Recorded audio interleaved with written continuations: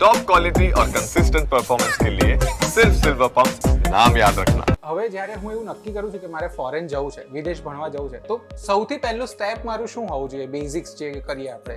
પહેલા તો એક લિસ્ટ તૈયાર કરો કે તમારે કઈ કઈ કન્ટ્રીઝને ટાર્ગેટ કરવા છે, તમારી ઈચ્છા શું છે, કઈ કન્ટ્રીમાં જવું છે. જેમ કે કેનેડા છે તો લોકો કેનેડા અને ડેટા સાયન્સ, હેલ્થકેર, બિઝનેસ એ બધા જનરલ કેટેગરી માટે ભણવા માટે જઈ શકે છે selection through. UK for an example આપણે લિસ્ટમાં લઈએ કેનેડા પછી, તો યુકે વેલ નોન છે એના હિસ્ટ્રી માટે, લિટરેચર માટે, બિઝનેસ અને મેનેજમેન્ટ કોર્સીસ માટે. સૌથી શોર્ટેસ્ટ ડ્યુરેશનનું MBA એ જ આપે છે, ખાલી વર્ષનું. કેનેડા છે તો એવું માનો કે તમારે 15 lakhsથી લઈને 25 lakhs સુધીનું એક વર્ષનો એક્સપેન્સ ગણવાનો. ઓસ્ટ્રેલિયા છે then keep it 17 to 25 or 30 lakhs. US છે તો ડેફિનેટલી 20 to 50 lakhs સુધી પણ અમાઉન્ટ જઈ શકે. ઓકે. હરેક કન્ટ્રી પોતે સ્કોલરશિપ પ્રોવાઈડ કરે છે. કન્ટ્રી પછી વાત જાય યુનિવર્સિટી અને કોલેજ, તો you will be happy to know કે યુનિવર્સિટી અને કોલેજ પણ પોતાની રીતે ફંડિંગ પ્રોવાઈડ કરવા અમુક સ્ટુડન્ટ્સને સ્કોલરશિપ આપે છે. પાર્ટ ટાઈમ જોબ તમને 20 hours લઈને 24 hours સુધીની મળતી હોય છે, સિવાય કે અમુક countries all of a sudden એવો રૂલ બહાર કાઢે કે હા અમે તમને 40 hours કરવા દઈશું, જેમ દોઢ વર્ષ પહેલા કેનેડાએ ડિક્લેર કર્યું હતું. એવા કોઈ કન્ટ્રીઝ છે જ્યાં એક્ઝામ આપ્યા વગર પણ જઈ શકાતું હોય?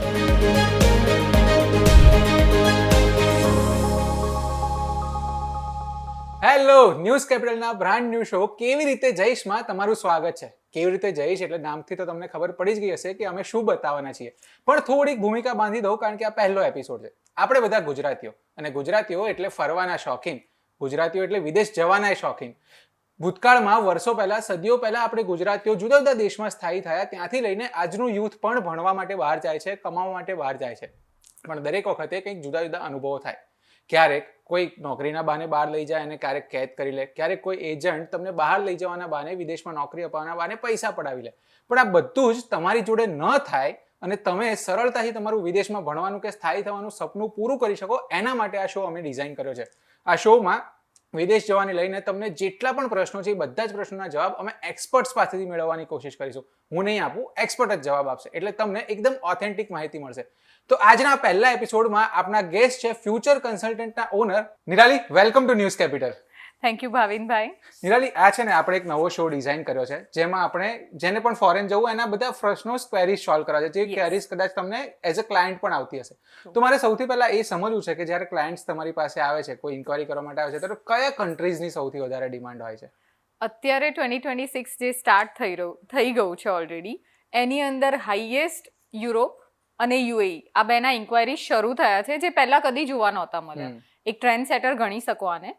આના સિવાય લોકો પહેલાની જેમ હજી પણ કેનેડા, ઓસ્ટ્રેલિયા, US, UK આને તો ધ્યાનમાં રાખે જ છે. તો હવે જ્યારે હું એવું નક્કી કરું છું કે મારે ફોરેન જવું છે, વિદેશ ભણવા જવું છે, તો સૌથી પહેલું સ્ટેપ મારું શું હોવું જોઈએ? બેઝિક્સ જે કરીએ આપણે. પહેલા તો એક લિસ્ટ તૈયાર કરો કે તમારે કઈ કઈ કન્ટ્રીઝને ટાર્ગેટ કરવા છે, તમારી ઈચ્છા શું છે, કઈ કન્ટ્રીમાં જવું છે. એના પછી તમારે શું ભણવું છે.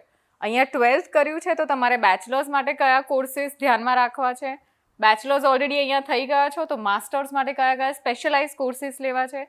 આ એક લિસ્ટ રેડી થઈ જાય, એની પછી એ ટ્રાય કરો કે તમે થોડું હજી ડીપમાં જાઓ, જેને આપણે યુનિવર્સિટીઝ, કોલેજીસના લિસ્ટને બનાવીએ એવી જ રીતે ઇમ્પોર્ટન્ટ ગણીશું.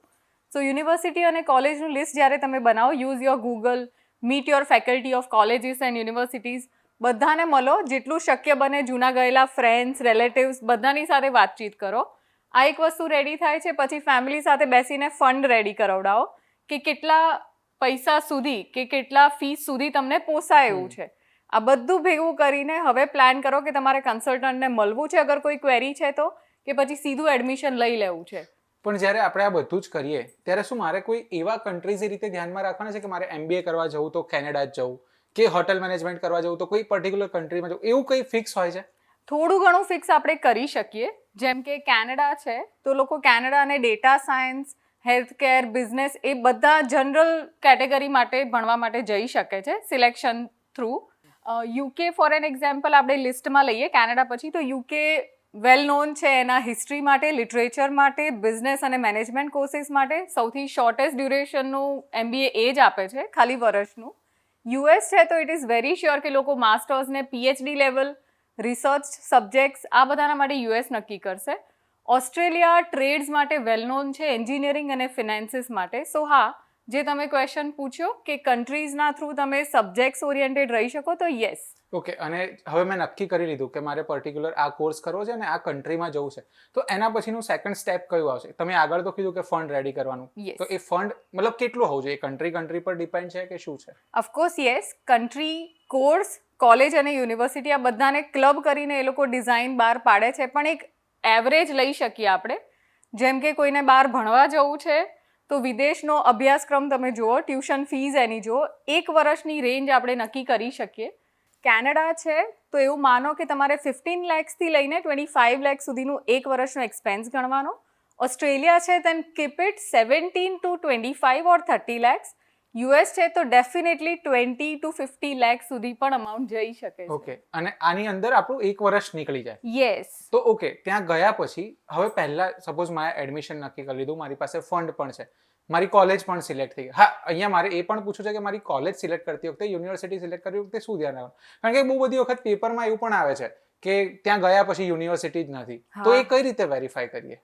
વેરિફિકેશન માટે તમારા કન્સલ્ટન્ટ સાથે બેસો. અગર તમે કન્સલ્ટન્ટ હાયર નથી કર્યો, ડેફિનેટલી જે તમને લેટર ઓફ એક્સેપ્ટન્સ, અગર તમે યુનિવર્સિટીને અપ્રોચ કરી દીધો છે તો ઓફર લેટર એટલે લેટર ઓફ એક્સેપ્ટન્સ તમને આવે છે, એને વેરીફાઈ કરવા તમે યુનિવર્સિટીને ઈમેલ નાખો અથવા કોલેજને ઈમેલ નાખો. જરૂર પડે કે ડાઉટ જાય છે તો તમે એ કન્ટ્રીની એમ્બસી સુધી પણ તમે લેટર વેરિફિકેશનમાં નાખી શકો. આની જોડે જોડે બીજી એક વસ્તુ તમે ધ્યાનમાં રાખો સિલેક્ટ કરતી વખતે, કે શું તમારો કોર્સ સિલેબસના એકોર્ડિંગ એ યુનિવર્સિટી કે કોલેજમાં અવેલેબલ છે કે નહીં. એવું ના થવું જોઈએ કે તમે MBA ભણવા જઈ રહ્યા છો અને તમારી પાસે સિલેબસ એક જનરલ એડમિનિસ્ટ્રેશનનો હોય. પણ આ બધું કેવી રીતે ચેક કરવાનું? મતલબ તમે એવું કીધું કે એમ્બેસી સુધી પણ જઈ શકીએ આપણે, ત્યાં ફોન કરીને કે મેલ કરીને પણ પૂછી શકીએ, બટ એ બધું એમ્બેસી સિવાય બાકી બધું બી તો ફેક હોઈ શકે છે. You can go to online websites, કારણ કે અગર તમે કોર્સ સિલેબસ સુધી જાઓ છો તો એ તમને યુનિવર્સિટીના પોતાના વેબસાઇટ પર મળશે. પ્લસ એ લોકો તમને પોતાને પર્સનલાઇઝડ ઈમેલ કરે છે, એ લોકોના જે એવરી ન્યૂઝ લેટર્સ બહાર પડતા હોય એ હરેક. આની જોડે જોડે if you are hired a consultant, તો એ કન્સલ્ટન્ટ તમને પહેલેથી જ આ બધી માહિતી આપતા હોય છે કે પ્રોસેસ શું છે, તમારા પ્રમાણે, તમારા પોતાના ભણતર પ્રમાણે તમે કયા કયા કોર્સીસ કે કોલેજીસ નક્કી કરી શકો. એવું ના થવું જોઈએ મેં એન્જિનિયરિંગ સ્ટડી કર્યું છે, મારે નો ડાઉટ MBA કરવું છે, પણ એ બંને વચ્ચેની લિંક શું છે. સો આ વસ્તુ તમને રિયલ ચેનલ ખબર પડે છે કે તમારા સિલેક્શનની શું છે, એના પરથી તમારો પોતાનો યુનિવર્સિટી કે કોલેજનો ઓપ્શન જે તમને મળ્યો છે એની રેલેવન્સી તમને ખ્યાલ આવશે. નિરાલી, અહીંયા મને 2 પ્રશ્નો છે. એક તો તમે કન્સલ્ટન્ટની વાત કરી, કારણ કે કન્સલ્ટન્ટ પર ભરોસો મૂકવો જ પડે આપણે કદાચ પહેલે. તો એક તો સાચા કન્સલ્ટન્ટ કઈ રીતે શોધવા, એના કંઈક બેન્ચમાર્ક હોય કે મારે કેવી રીતે એના પર ભરોસો કરવો? પહેલાં તો મળીને અથવા વાત કરીને જેટલું બને એટલા તમારા ક્વેરીઝ અને ક્વેશ્ચન્સ કહો. કન્સલ્ટન્ટ સુધી ક્વેરીઝ પહોંચશે એટલે આપોઆપ તમને આઈડિયાઝ ક્લિયર થતા જશે. કન્સલ્ટન્ટ તમને એમની પોતાની પ્રોસેસ અને કામ કરવાની રીત એક્સપ્લેન કરશે. એ અગર તમને ટ્રાન્સપરન્ટ લાગે છે તો તમે આગળ વધવાનું નક્કી કરી શકો. આની જોડે જોડે ઓથોરાઇઝ્ડ કન્સલ્ટન્ટ, અગર એ કન્સલ્ટન્ટ પોતે ઓથોરાઇઝ્ડ છે તો એ વ્યક્તિ પોતે તમને એ વસ્તુ શ્યોરિટી સાથે કહેશે કે હા તમારા રિસ્ક ફેક્ટર્સ આટલા છે. એવા કન્સલ્ટન્ટ્સથી દૂર રહો જે લોકો તમને ફેક કમિટમેન્ટ્સ આપે, જે એવું કહે કે 100% વિઝા થઈ જશે.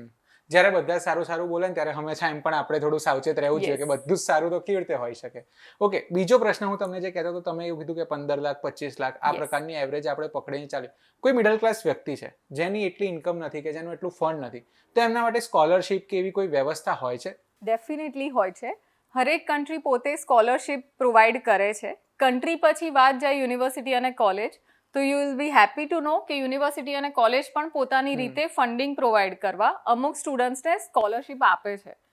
આના સિવાય પ્રાઇવેટ કંપનીઝ હવે અંદર ઇન્ટ્રોડ્યુસ થઈ છે સ્કોલરશિપ આપવા માટે. એ બી એવા સ્ટુડન્ટ્સને જે લોકો એક્સ્ટ્રા કરિક્યુલર એક્ટિવિટીઝમાં આગળ છે. અગર તમને શિષ્યવૃત્તિ જે સ્કોલરશિપ લેવી છે તો તમે પોતે એકેડેમિક્સમાં સારા હોઈ શકો, તમે લેંગ્વેજ એક્ઝામિનેશન IELTS TOEFL એ બધામાં સારા હોઈ શકો, નહીં તો એક્સ્ટ્રા કરિક્યુલર એક્ટિવિટી સ્પોર્ટ્સ જેવામાં સારા હોઈ શકો. સો મારો આગળનો પ્રશ્ન એ જ હતો કે જ્યારે આપણે સ્કોલરશિપ લેવી છે તો એના માટે પ્રોસેસ શું કરવાની હોય છે?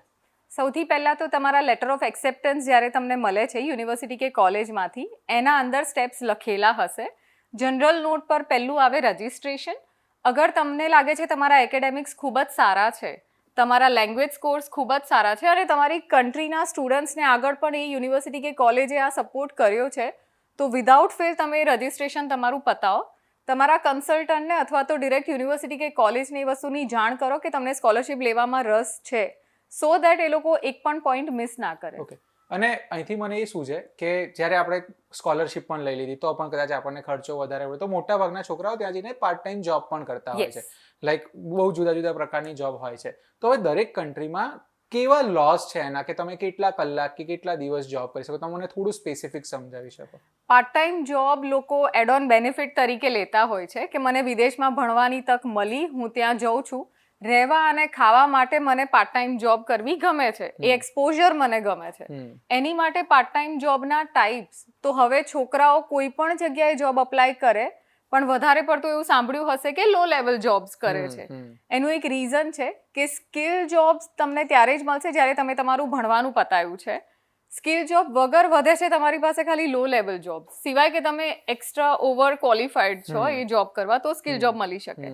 પાર્ટ ટાઈમ જોબ તમને 20 આવર્સથી લઈને 24 આવર્સ સુધીની મળતી હોય છે, સિવાય કે અમુક countries all of a sudden એવો રૂલ બહાર કાઢે કે હા અમે તમને 40 આવર્સ કરવા દઈશું, જેમ દોઢ વર્ષ પહેલા કેનેડાએ ડિક્લેર કર્યું હતું. પાર્ટ ટાઈમ જોબ તમે કરો તમારું ભણવાનું બગાડ્યા વગર, મેક શ્યોર કે તમે તમારા ક્લાસીસ ફૂલ ટાઈમ અટેન્ડ કરો, અને પાર્ટ ટાઈમ જોબ ખાલી ક્લાસીસ પત્યા પછી કરો. એવું નહીં કે તમે જોબમાં જ ફોકસ કરો અને ભણવાનું રહી જાય, મેઇન ટાસ્ક આપણું રહી જાય, જેના માટે આપણે ત્યાં ગયા હતા. ઓકે, આપણે કેવી રીતે જઈશ, આપણા પ્રોગ્રામનું નામ છે, પણ આપણે થોડા આગળ પહોંચી ગયા કે ત્યાં જઈને શું કરું. હું ફરી એ ટોપિક પર પાછો આવું. જ્યારે આપણે કોઈ પણ વિદેશના વિઝા અપ્લાય કરીએ છીએ ત્યારે આઇલ્સ, ટોફલ વચ્ચે એક સખત ટ્રેન્ડ હતો, આઈ થિંક અત્યારે પણ રસ્તા પર આપણને બહુ જ બધા બોર્ડ દેખાય. તો એની એક્ઝામ્સ કેટલી ઇમ્પોર્ટન્ટ છે? સૌથી વધારે ઇમ્પોર્ટન્ટ ગણી શકો. જે જગ્યાએ તમે જાઓ છો તમને ત્યાંની રહેણી કરણીની જોડે જોડે ત્યાંની ભાષા આવડવી જરૂરી છે. કોઈ બી જગ્યાએ તમે જાઓ, IELTS, TOEFL, ડ્યુઓલિંગો, જેટલી પણ એક્ઝામ્સ લોન્ચ થઈ છે ઇંગ્લિશ લેંગ્વેજ માટે અને બીજા લેંગ્વેજીસ માટે, જર્મન લેંગ્વેજની એક્ઝામ હોય, ફ્રેન્ચની એક્ઝામ હોય, આ બધા ખાલી ને ખાલી એક મીડિયમ છે તમને એ પ્રૂવ કરવા માટે કે તમે ત્યાં આગળ જઈને સેટલ થશો એઝ અ સ્ટુડન્ટ, તો તમને કોઈ પ્રોબ્લેમ ના આવે. Like if I want buy a bread, મને ક્યાંક બહાર જઈને બ્રેડ માંગવી છે કે ગીવ મી અ બ્રેડ, તો મને એટલીસ્ટ બેઝિક ઇંગ્લિશ આવડવું જોઈએ. ત્યાં જઈને હું ક્વેશ્ચન માર્ક દઈને ખાલી એરો બતાવીને ના કહેવી જોઈએ કે મને આ જોઈએ છે. એટલે બેઝિક કમ્યુનિકેશન થઈ શકે એટલું નોલેજ આપણને હોવું જોઈએ. સો એક એ પણ વસ્તુ પૂછે, એવા કોઈ કન્ટ્રીઝ છે જ્યાં આ એક્ઝામ આપ્યા વગર પણ જઈ શકાતું હોય? ઘણા બધા કન્ટ્રીઝ છે, પણ એની પાછળ એની બીજી રિક્વાયરમેન્ટ્સ પણ છે જે મીટઅપ થવી જરૂરી છે. એ લોકો મીડિયમ ઓફ ઇન્સ્ટ્રક્શન વર્ડ સાંભળ્યો હશે. અમુક કન્ટ્રીઝ એવી છે જે એવું કહે છે કે અગર તમે તમારું ભણતર ઇંગ્લિશ લેંગ્વેજમાં પતાવ્યું છે અને તમે અમને એના દસ્તાવેજ કે પુરાવા લાવીને આપો છો, તો ડેફિનેટલી અમે MOI ઉપર તમારું એડમિશન કરાવી શકીએ છીએ. MOI એટલે થોડુંક સમજો. Medium of instruction, A level prove કરે છે કે આ ભણતર મારું, ફોર એન એક્ઝામ્પલ મેં MOI લીધું છે મારી યુનિવર્સિટી કે સ્કૂલમાંથી, તો આ મારું ભણતર હતું ઇંગ્લિશ લેંગ્વેજમાં જ હતું, જેના કારણે મારે લેંગ્વેજ એક્ઝામ આપવાની જરૂર નથી. Okay, I think that's a great idea કે કોઈ ઇંગ્લિશ મીડિયમમાં ભણેલું હોય તો એના માટે થોડું કામ ઈઝી થઈ જાય. પણ આઈ એમ સોરી ટુ ઇન્ટરપ્ટ, આમાં હજી એક લૂપહોલ છે કે હરેક જગ્યાએ જરૂરી નથી MOI કામ આવી જ જશે. સો બધા સ્ટુડન્ટ્સને એ વસ્તુ ડેફિનેટલી વિચારવી જોઈએ કે IELTS, TOEFL કે જે પણ એક્ઝામ છે એટલીસ્ટ અપ્રોચ કરે ને બેન્સ લાવે. ઓકે, તો મહેનત વગર બીજો કોઈ ઓપ્શન નથી આમાં. તો મારે જોડે MOI ની વાત આવી તો મારે એ પણ પૂછવું છે કે મેં નક્કી કર્યું હવે અગેન કે મારે ફોરેન જવું છે, ફંડ ને બધું જ છે, કયા ડોક્યુમેન્ટ્સ રેડી કરવાના? 10th 12th ની માર્કશીટ, ગ્રેજ્યુએશન માર્કશીટ? સૌથી પહેલા પાસપોર્ટ, એના વગર તમે નહીં જઈ શકો. સેકન્ડ ઇઝ 10th ઓનવર્ડ્સ બધા જ એજ્યુકેશનલ ડોક્યુમેન્ટ્સ. હવે 10th છે તો માર્કશીટ હોવી જોઈએ, 12th છે તો એની માર્કશીટ અને કમ્પ્લીશન સર્ટિફિકેટ, ડિપ્લોમા કર્યું છે તો તમારા માર્કશીટ કે બેકલોગના માર્કશીટ્સ જે પણ છે અને સર્ટિફિકેટ્સ. આની સાથે સાથે બેચલર્સ, માસ્ટર્સ કોઈ બી ભણતર તમે પતાવ્યું છે, તમારી મેઇન એક્ઝામિનેશન બોડીમાંથી ટ્રાન્સક્રિપ્ટ આવવી જરૂરી છે. ઓકે, આની સાથે જેમ આપણે આગળ વાત કરી, MOI તમે લઈ શકો અને લેટર ઓફ રેકમેન્ડેશન તમારા ફેકલ્ટી કે યુનિવર્સિટી પાસેથી લઈ શકો. પણ આમાંથી કોઈ દસ્તાવેજ ના હોય આપણી પાસે, તો કંઈક ખોવાઈ ગયું હોય, લાઈક મારી 10th ની માર્કશીટ નથી અથવા મારું લિવિંગ સર્ટિફિકેટ નથી, તો શું કરો? એની માટે ઓફિશિયલી જે પણ ઇશ્યુઇંગ બોડી છે એને જાણ કરો કે આ કારણસર તમારું ડોક્યુમેન્ટ ખોવાઈ ગયું છે. એ ઇશ્યુઇંગ બોડી અગર તમને બીજું આપશે, ભલે ડુપ્લિકેટ લખેલું આપે, એ ચાલશે. એ પણ નથી મળતું તો નો રેકોર્ડ ફાઉન્ડ સર્ટિફિકેટ લેવું પડશે. ઓકે, અચ્છા, આના માટે કંઈ એવી પ્રોસિજર હોય છે કે મારા ઉપર કોઈ ક્રિમિનલ કેસીસ નથી, એ આપણે આઈડેન્ટિફાઈ કરાવવું પડે છે કે એ પાસપોર્ટ વેરિફિકેશનમાંથી ચાલી જાય છે? પોલીસ ક્લિયરન્સ સર્ટિફિકેટ અમુક કન્ટ્રીઝ માંગે છે, બધા નથી માંગતી. ઓકે, અગેન હવે ફરી અહીંયા આગળ એક બીજો પ્રશ્ન થાય છે કે વિઝા રિજેક્ટ થવાના કારણ શું? આ બધું જ આપણે પ્રિપેર કરીએ પ્રોપર વેમાં, તમારા જેવા સારા કન્સલ્ટન્ટ સાથે મળીને પણ કરીએ, તો છતાં પણ વિઝા રિજેક્ટ થવાના કોઈ શક્યતાઓ હોય છે? Yes, definitely yes. વિઝા તમારા રિફ્યુઝ થાય છે અગર તમે ઇનઅપ્રોપ્રિએટ કોર્સ ફાઇનલાઇઝ કરો, કોઈ એવો જ course out of the box કે ભલે મેં આ ભણ્યું નથી કે મારી કોઈ લિંક જ નથી આની સાથે, સ્ટીલ મેં એ કોર્સ લીધો છે વિધાઉટ એની બેઝ. સેકન્ડ કે મારા ફંડ ડોક્યુમેન્ટ્સ પ્રોપર નથી, મેં મારા પેરેન્ટ્સ પાસેથી ફંડ્સ તો લઈ લીધા, પણ પેરેન્ટ્સના જ પોતાના ડોક્યુમેન્ટ્સમાં મેં કોઈ લૂપ હોલ રાખ્યો છે, તો મારા વિઝા રિફ્યુઝ થઈ શકે. સૌથી વધારે એમ્ફસાઇઝ સામેવાળી કન્ટ્રી કરશે એ જોવા માટે કે હું મારી કન્ટ્રીમાં, મારી હોમ કન્ટ્રીમાં પાછી કેવી રીતે આવી જઈશ. અગર એ વસ્તુ એમને પ્રૂવ થઈ ગઈ તો એને વિઝા આપવામાં એટલો વાંધો નહીં આવે. તો પણ મોટાભાગના લોકો તો એવું વિચારતા હોય છે કે હું ત્યાં જોબ કરીશ, બીજા 2 વર્ષ સ્ટડી વિઝા એક્સટેન્ડ કરીશ ને પછી PR લઈ જઈશ. જો સામેની કન્ટ્રી એવું વિચારી રહી છે કે તમે પાછા કઈ રીતે ભણીને જતા રહો, તો પછી PR કેવી રીતે મળશે? વિઝિટર વિઝા ફરવા માટે લે, ઓફકોર્સ PR ત્યાં રહેવા માટે લે. તમે અત્યારે લઈ રહ્યા છો સ્ટુડન્ટ વિઝા જે કમ્પલસરી સ્ટડી કરવા માટે છે, તો સામેવાળી કન્ટ્રી તમને બિલકુલ વિઝા આપવાનું નહીં ઈચ્છે અગર તમે એને એવું દેખાડો કે ઓબ્વિયસ એમને એવી ખબર પડે કે હું ભણ્યા સિવાય કામ કરવા આવી રહી છું, તો એ મને સ્ટુડન્ટ વિઝા કેમ આપે? ઓકે, પણ મારા 2 વર્ષનું સ્ટડી કમ્પ્લીટ થઈ ગયું, સ્ટુડન્ટ વિઝા પણ લગભગ એક્સપાયર થવાના છે, પછી PR થવાની શક્યતાઓ ખરી? યસ. હવે એના માટેની શું પ્રોસેસ? સ્ટુડન્ટ વિઝા લઈને ત્યાં આગળ જઈને મેં મારો કોર્સ પતાવ્યો સારી રીતે, મારો કોર્સ કમ્પ્લીશન લેટર આવ્યો, તો સામેની સરકાર આપણને પોસ્ટ ગ્રેજ્યુએટ વર્ક પરમિટ આપે છે. બીજો વર્ડ આનો post study work visa. Okay. હવે આ વર્ક વિઝા એ લોકો સામેથી આપે છે, કેમ? કારણ કે મેં એમના દેશમાં ભણવાનું પતાવ્યું વ્યવસ્થિત રીતે. હવે એ મને વર્ક કરવા માટેની પરમિશન આપે છે, વર્ક પરમિટ જેને આપણે કહેતા હોઈએ છીએ. વર્ક પરમિટ ઉપર મેં કામ કર્યું, પછી મારા PR ની શક્યતા આપોઆપ વધે છે. આની સાથે સાથે PR ખાલી એવા જ કન્ટ્રી આપે છે જેના ત્યાં રૂલ છે. ઘણા બધા એવા કન્ટ્રીઝ છે જે લોકો PR આપતા પણ નથી. ત્યાં આગળ જઈને તમે બહુ તો ખાલી વર્ક પરમિટ એક્સટેન્ડ કરાવો લીગલી, પણ આ બધું ત્યારે થાય જ્યારે યુ આર સ્ટેઇંગ લીગલી. પણ જ્યારે આવી કઈ કન્ટ્રીઝ છે કે જે PR આપે છે અથવા વર્ક પરમિટ આપે છે ત્યાં ભણ્યા પછી? એટલે ત્રણ કન્ટ્રીઝ તમે કહી શકો. વર્ક પરમિટ મોસ્ટલી બધા જ કન્ટ્રીઝ આપે છે. એ તમે ભણવાનું પતાવો પછી તરત જ તમે post study work visa apply કરી શકો છો એમના રૂલ્સ પ્રમાણે ને એલિજિબિલિટી ક્રાઇટેરિયા મીટઅપ કરીને. કેનેડા, ઓસ્ટ્રેલિયા એવા કન્ટ્રીઝ છે જે તમને ભણ્યા પછી વર્ક વિઝા આપશે અને એ જ વર્ક વિઝાને યુઝ કરીને તમે PR સુધી પહોંચો છો.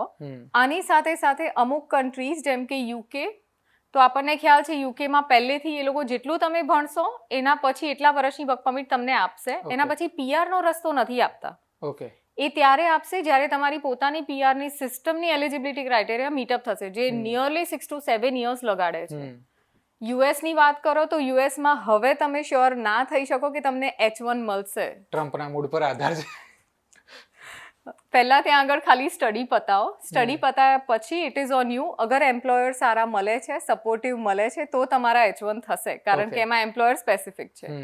સો કન્ટ્રીઝ લાઈક કેનેડા, ઓસ્ટ્રેલિયા, એમના ત્યાં ફ્રી સિસ્ટમ છે કે હા, સિસ્ટમ થોડી ટ્રાન્સપરન્ટ છે, તમે એમાં જોઈ શકો, જાણી શકો. બટ જે આપણો મેઇન મુદ્દો હતો કે સ્ટડી પછી વર્ક વિઝા, સ્ટડી પછી વર્ક વિઝા અને પોસ્ટ સ્ટડી વર્ક વિઝા બધાને મળે છે, તો યસ, ભણશો પ્રોપરલી, કમ્પ્લીશન લેટર હશે, રિક્વાયરમેન્ટ મીટઅપ કરશો તો મળશે. સો નિરાલી, તમારો આટલા બધા વર્ષનો એક્સપિરિયન્સ છે, તમારું આટલું નોલેજ છે, તો તમારા મતે કયા બેસ્ટ 5 કન્ટ્રીઝ છે જ્યાં ગુજરાતીઓ કે કોઈ પણ યુથે જવાનું પસંદ કરવું જોઈએ? સૌથી પહેલું હોટ ફેવરેટ કેનેડા, કારણ કે PR સુધીની તમને લાયબિલિટી આપે છે. સેકન્ડ વુડ બી ઓસ્ટ્રેલિયા, જે હજી પણ લોકો પ્લાન કરે છે સેટલમેન્ટ સુધી રહેવાના. થર્ડ લઈ શકીએ UK, એના પછી આવશે US એન્ડ ધેન ન્યુઝીલેન્ડ ને યુરોપિયન કન્ટ્રીઝ. ઓકે, હવે એક છેલ્લો પ્રશ્ન મારો એ છે કે જ્યારે આપણે ત્યાં જવાનું પણ નક્કી કરી લીધું, આપણને સ્ટડી વિઝા પણ મળી ગયા, આપણી પાસે અમુક કલાકો જોબ કરવાની બી ઓપોર્ચ્યુનિટી છે, એ સિવાય મારે મારા લિવિંગ એક્સપેન્સીસ કઈ રીતે મેનેજ કરવા? શું અહીંયાથી આપણે એની કોઈ એડવાન્સ અરેન્જમેન્ટ કરીને જઈ શકીએ છીએ? પહેલા તો ફંડ્સ જે આપણે પેરેન્ટ્સના લીધા છે કે દેખાડ્યા છે એનું યુટિલાઇઝેશન કરી શકીએ અગર ફીસ ભરાઈ ગઈ છે એ સિવાય. સેકન્ડલી, આપણે પાર્ટ ટાઈમ જોબ કરતા હોઈએ, પાર્ટ ટાઈમ જોબ આપણને ઓલમોસ્ટ $800 to $1,500 જેટલું બેનિફિટ અપાવે છે કે એટલું હું અર્ન કરી શકું પાર્ટ ટાઈમ જોબ કરીને. સો એને યુઝ કરી શકીએ લિવિંગ એક્સપેન્સીસ માટે. ઓકે, હવે એક છેલ્લો આ એકદમ વાળો લાસ્ટ પ્રશ્ન કે કઈ 5 ભૂલો છે જે જનરલી આપણે અપ્લાય કરવા માટે કરતા હોઈએ છીએ? Lack of documents, then selection of courses, કે તમે કોઈ પણ ઇરેલેવન્ટ કોર્સ સિલેક્ટ કરો, જેમ આપણે પહેલાં વાત કરીએ. યુનિવર્સિટીના ફીસ ક્રાઇટેરિયા, લાઈક મેં યુનિવર્સિટી ફાઇનલાઇઝ કરી લીધી, MBA કરી રહી છું, કરવું છે મારે, હવે એની ફીસ એવી છે જે મેં થોડી ઘણી પે કરી ફર્સ્ટ સેમેસ્ટરની જે અલાઉડ હતી, બાકીની પે કરવા માટે મારી પાસે ફંડ નથી. એવા ટાઈમે આપણી પોતાની એક્ટિવ સ્ટુડન્ટ વિઝા પર અસર થઈ શકે છે. 4th કન્સિડર થઈ શકે ફંડ્સ ડેફિનેટલી, અને 5th આવશે final visa application. Thank you so much Nirali, તમે welcome. આટલો ટાઈમ કાઢીને ન્યૂઝ કેપિટલને આટલો ટાઈમ આપ્યો, અમારા નવા પ્રોગ્રામના પહેલા એપિસોડના પહેલા ગેસ્ટ તમે છો. આઈ થિંક આ બહુ ઇન્સાઇટફુલ કન્વર્ઝેશન છે કે જો કદાચ મારે પણ જવાનું હોય તો પણ મને આમાંથી બહુ બધા આન્સર્સ મળ્યા છે, અને જેટલા પણ લોકોને ફોરેન જવાનું હશે એમને પણ આ કામ લાગશે. સો આઈ હોપ ન્યૂઝ કેપિટલના વ્યુઅર્સને પણ આ કેવી રીતે જઈશ પ્રોગ્રામમાં કેવી રીતે જવું એના ઘણા જવાબ મળી ગયા હશે. જો તમારે વધારે કોઈ પ્રશ્ન હોય તો આ વિડીયોની નીચે કમેન્ટ કરીને અમને કહેજો. નેક્સ્ટ એપિસોડમાં નવા ગેસ્ટ સાથે અમે તમને બીજા આન્સર્સ આપવાની પણ કોશિશ કરીશું. ત્યાં સુધી જોતા રહો newscapitalgujarati.com.